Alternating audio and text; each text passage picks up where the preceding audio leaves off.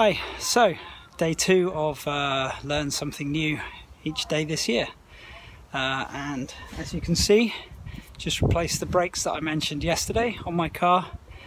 Not exactly learning something new, but relearning something I used to do when I was younger on older cars and just got too lazy to do. But again, saved me a bit of money, 30 quid for the disc pads, and whatever the garage bill would have been, saved that.